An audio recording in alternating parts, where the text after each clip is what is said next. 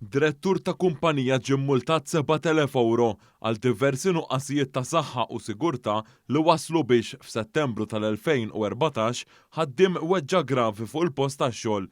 Instab li kien hemm numru ta' nuqqasijiet fosthom rigward l-evalwazzjoni tar-riskju, nuqqas tal-ħuq adekwat biex jiġu evitati waqgħat mill-logħli, tagħmir protettiv personali, l-ewwel għajnuna kif ukoll li ma tax widen għad-direzzjoni tas-supervisor tal-proġett. Il-Maġistrat Simon Grech sabet li d-direttur ħati li naqas milli ħares is-saħħa u s-sigurtà tal-impjegati kif ukoll tal-persuni kollha li setgħu ġew affettwati mix-xogħol li kien qed isir, naqas ukoll milli jagħmel jew jiżgura li ssir evalwazzjoni tar-riskju xierqa tal-perikli kollha li setgħu kienu preżenti fuq il-post tax-xogħol.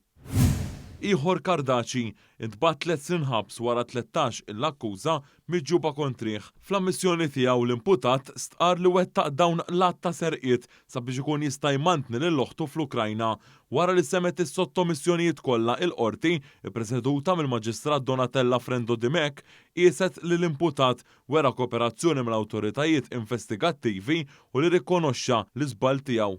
Huwa ġie ordnat ukoll iħallas 1,820 euro fi spejjeż u tpoġġa taħt ordni ta' trattament tal-sena biex jeleb il-vizzju tax-xorb.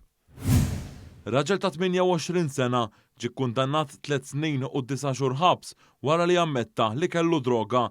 Croat Ġimixli li assoċja ruħu ma' persuni biex tiġi traffikata il-kannabis f'pajjiżna. Fid-deċiżjoni tagħha l-qorti ippreseduta mill-Maġistrat Natasha Galja Xiberras qiset l-ammissjoni bikrija tal-imputat u l-fatt li kien ilu biss 7 xhur f'pajjiżna. Minbarra sentenza tal-ħabs, il-qorti immultatu 7,000 euro.